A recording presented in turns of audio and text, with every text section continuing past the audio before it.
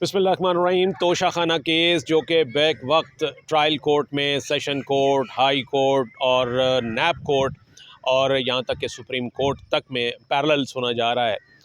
और आज Islamabad high court ने 4 मुतफर्रिक दरख्वास्तें थी इमरान ख़ान की, जिस पे कि उन्होंने फ़ैसला सुनाया।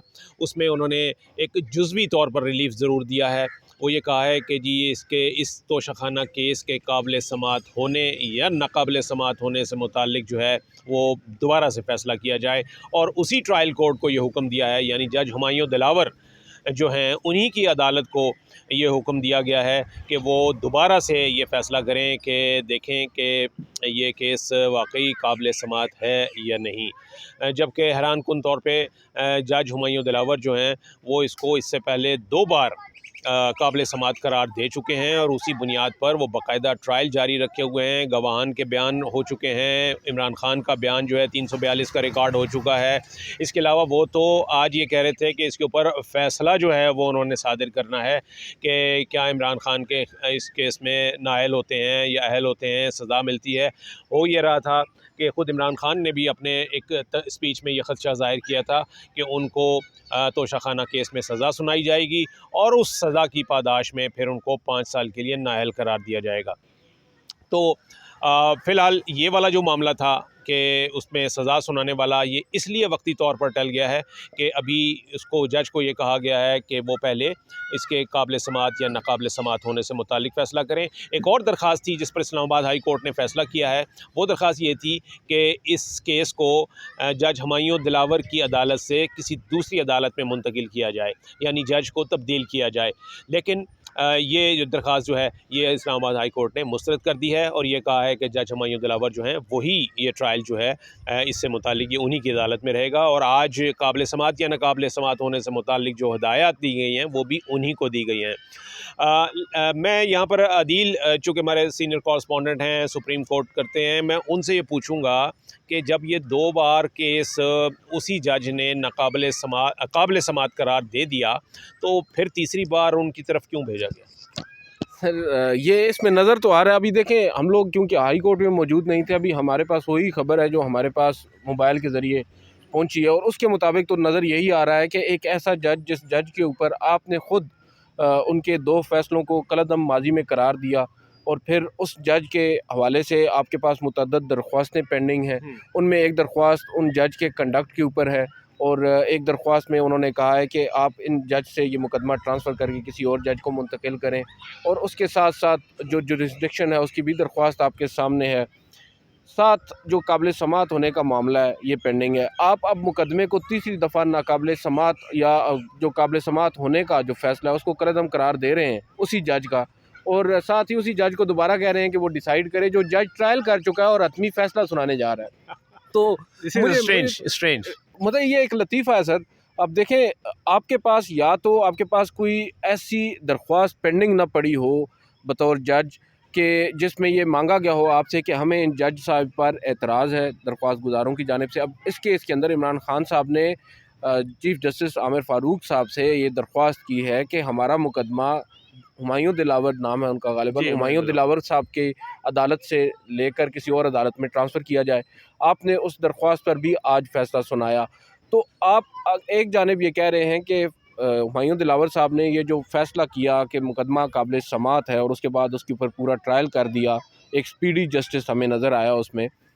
उस हवाले से तो आप फ़ैसला दे रहे हैं कि ये मुकदमा जो आप इसको दोबारा से डिसाइड करें इसके काबिल समाअत होने को, मगर साथ साथ आपके पास जो पेंडिंग एक और दरख्वास्त है जिसमें ट्रांसफ़र होने का मामला है, आप उसको क्यों नहीं एक्सेप्ट कर रहे? आपको अगर असूली तौर पे अगर आप ये समझते हैं कि ये नाकाबिल समाअत है, या आप ये समझते हैं कि जो काबिल समाअत करार देने का फ़ैसला है ये गलत है और उसको कलअदम करार दे रहे हैं, तो फिर उसी जज को दोबारा क्यों भेजें जो ऑलरेडी ट्रायल सुन चुका है? बिल्कुल, और ये इंसाफ के जो उसूल हैं उनकी खिलाफवर्जी होती है कि एक अपील जो जाती है वो एक किसी दूसरे जज के पास जाती है कि हमें उस अदालत ने ये फ़ैसला दिया हमारे ख़िलाफ़, ये गलत था, आप अब फैसला कीजिए कि आप क्या कहते हैं ये गलत है। तो यहाँ पर उन्हीं के पास जो है ना वो उसी अतार के लड़के के पास बार बार भेजा जा रहा है। हुमायूं दिलावर साहब सर कैसे अपने ही किए गए फैसले को हाँ। कलअदम करार देंगे, ये एक बिल्कुल ही नामुमकिन सी चीज़ नज़र आ रही है। इसका मैं तो इस पे सिंपल यही कहता हूँ कि एक ट्रक की बत्ती के पीछे लगा दिया गया है। पाकिस्तान तहरीक इंसाफ को एक अबूरी रिलीफ आप कह सकते हैं, मैं तो इसको रिलीफ भी नहीं कहूँगा, एक ब्रीदिंग स्पेस है हफ्ते 10 दिन की। हफ्ता 10 दिन वो हो भी सकता है शायद कल नहीं। को कह दें कि जी हाँ मैंने सुन लिया, ये तो दोबारा काबिल एक समात है। मुख्तसर समात करते हुए वो ये कहेंगे कि ये काबिल समात है, और साथ ही वो ये कहेंगे कि ट्रायल दोबारा शुरू नहीं करेंगे क्योंकि मैं ही हूँ ट्रायल करने वाला, तो मेरे वही सामने वही ट्रायल लोग हैं। दोबारा रिज्यूम होगा और फैसला 1-2 रोज़ में दोबारा वो कर देंगे। तो ये तो अगर अगर हम ये कहें कि जस्टिस आमिर फ़ारूक जो कि इस्लामाबाद हाई कोर्ट के चीफ जस्टिस हैं, उन्होंने इसका मतलब ये है कि वो कड़वी गोली है जो उन्होंने शुगर कोटेड करके जो है वो दी है, मैं तो इसको ये वो कहूँगा। हमारे दोस्त हैं खालिद हुसैन ताज साहब, बड़े क्रिटिक हैं इमरान खान साहब के, पाकिस्तान तहरीक इंसाफ साहब के, और ये जो आपकी मौजूदा हुकूमत है इनके वो बेसिकली हामी वकील हैं। हाँ। उन्होंने एक ट्वीट बड़ा मज़े का भी किया। उन्होंने कहा कि जो तोशा खाना का फ़ैसला आज का आया है ना, इसके ऊपर पाकिस्तान तहरीक इंसाफ ने मिठाई खाने में से ज़रा जल्दी कर दी। तो हुआ यही है कि देखें, आपके साथ ये आप जो रिलीफ़ मांग रहे हैं वो रिलीफ़ आपको नहीं मिला। काबिल समात होने का, हाँ, अगर मैं ये समझता हूँ कि अगर यही काबिल समात होने का जो डिसीजन है या इसको डिसाइड करने के लिए मामला किसी और जज को भेजा जाता तो मैं इसको रिलीफ़ मानता। अब एक ऐसे जज को जिसके ऊपर ऑलरेडी एक फ़रीक को एतराज़ है और एतराज़ भी काफ़ी शदीद किस्म का है, उसके बावजूद आप उसके सामने भेज रहे हैं, तो क्यों कर वो इंसाफ की तवक्को सही। रखेंगे। तो आप समझते हैं कि अब ये मामला सुप्रीम कोर्ट में सर, जाएगा? बिल्कुल मेरी इत्तलात के मुताबिक अभी, बल्कि हमारे जो रिपोर्टर हैं हाई कोर्ट के, उन्होंने ख़बर दी अवैस ने कि सुप्रीम कोर्ट से वो रुजू कर रहे हैं। उनकी बात हुई है गालिबन उनकी लीगल टीम से, और उन्होंने कंफर्म किया इस बात को कि वो सुप्रीम कोर्ट में कल इस फैसले को चैलेंज कर रहे हैं जो आज chief justice Islamabad high court ने किया है। क्योंकि आपको मालूम है सर, आज सुप्रीम कोर्ट में भी जस्टिस याहिया अफरीदी की सरबराही में एक बेंच ने समाअत की है इमरान खान साहब की अपील पर, जो कि ख्वाजा आरिफ साहब ने वापस ले ली और अदालत ने उसको निपटा दिया।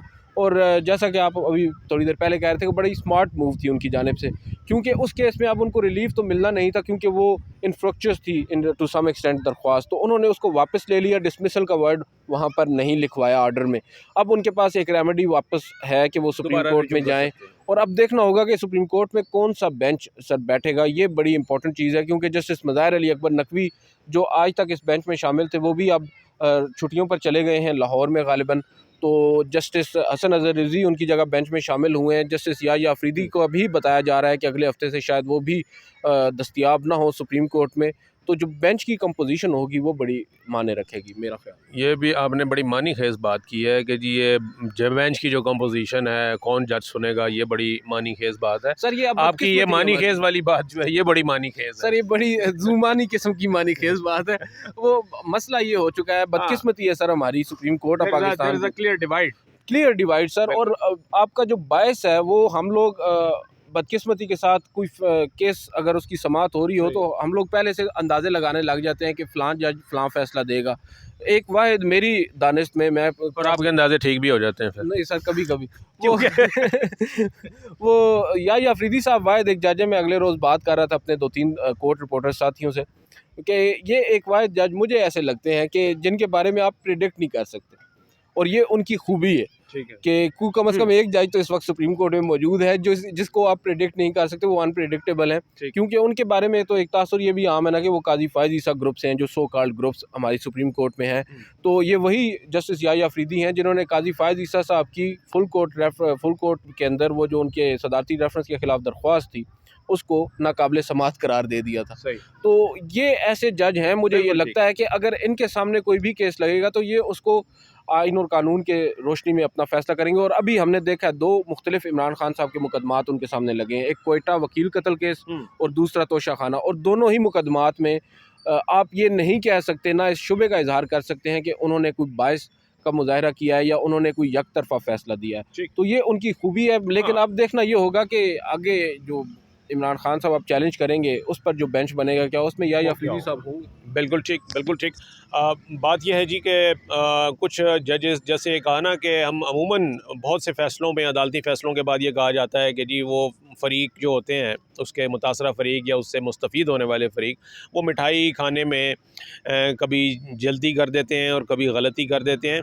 उसकी वजह एक ये भी होती है कि कुछ फ़ैसले ही ऐसे होते हैं कि वो वक्ती तौर पर समझ नहीं आते और फिर दोनों ही फरीक जो होते हैं वो मिठाई खा बैठते हैं। बाद में पता चलता है कि किसकी मिठाई जो थी वो दुरुस्त थी।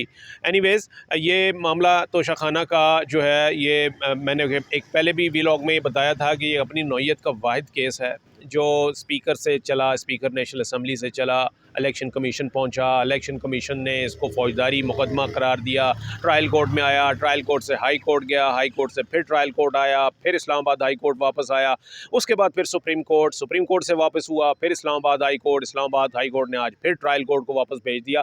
तो ये जो पिंग पोंग गेम जो है वो मुख्तलिफ अदालतों में चल रही है, ये उससे और तो कुछ नहीं, लेकिन एक जिसे हम कहते हैं ना कि मॉकरी ऑफ जुडिशरी, वो उसको हमारा जो अदालती निज़ाम है उसको ये उसके ऊपर ये बहुत से सवालिया निशान जो हैं वो उठाए जा रहे हैं। उसकी वजह यह है कि इसको कतई तौर पर इस किस्म के जो फ़ैसले और इस किस्म के जो मुकदमात में जो रिलीफ़ या जो भी एडवर्स डिसीजंस आते हैं उनको कभी भी वो इंसाफ के पलड़ों में बराबर का तसव्वुर नहीं किया जाता और इनको बाइस्ड फ़ैसले करार दिया जाता है। उसकी वजह यही है कि इस वक्त भी आप देखिए कि तोशा खाना केस जो है न सिर्फ ये कि ये Islamabad high court, supreme court, trial court, election commission और इसके साथ साथ नैब कोर्ट में भी तोशा खाना जो है वो चल रहा है और उस पर भी आज जो है वो बुशरा बीबी और इमरान खान को कल तक के लिए अबूरी ज़मानत जो है वो उनकी मंजूर की गई है। तो ये अपनी नौइयत का वाहिद मुकदमा है ऐसा।